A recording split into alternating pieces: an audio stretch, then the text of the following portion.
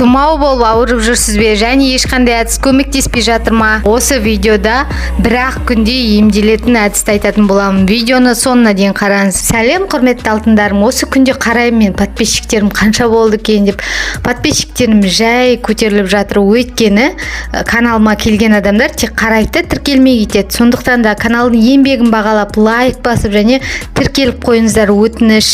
Алдын ала рахмет айтамын және достарыңызбен бөлісе жүріңіздер. Ол үшін бірінші су аламыз. Суды қайнатамыз кастрөлге құйып. Сосын қайнағаннан кейін оның үстіне 2 үлкен қасық сода саласыз. Сосын содамен кішкене қайната аласыз да өшіріп тастайсыз. Содан кейін плед немесе көрпе аласыз. Сосын соның ішіне кастрөлді қоясыз да өзіңіз бірге кіресіз.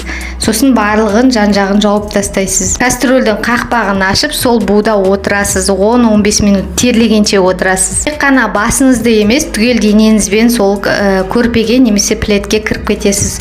Түгел денеңізді барлығын жауып тастайсыз. Сосын сол жерде буға аузыңызды ашып отырасыз. Сол кезде сіздің жөтеліңіз, мұрныңыз аққан барлығы кетеді. Бұл әдісті бір күнде 4-5 рет жасаңыз. Ескерту: егер температура болса, онда ингаляция жасауға болмайды. Осы әдіспен сіз тұмаудан бір-ақ күнде емделіп шығасыз. Егер әдіс ұнаса, жалпы пайдалы ақпарат болса, Мама Терлегенский каналыма тіркеліп достар, лайк басып және достарыңызбен бөлісе жүріңіздер. Грипп болып ауырып жатқандар қазір көп, сондықтан да көбірек бөлісе жүріңіздер. Және де бұны коронавирус кезінде де жасауға болады. Денсаулықтарыңыз мықты болсын, сау болыңыздар.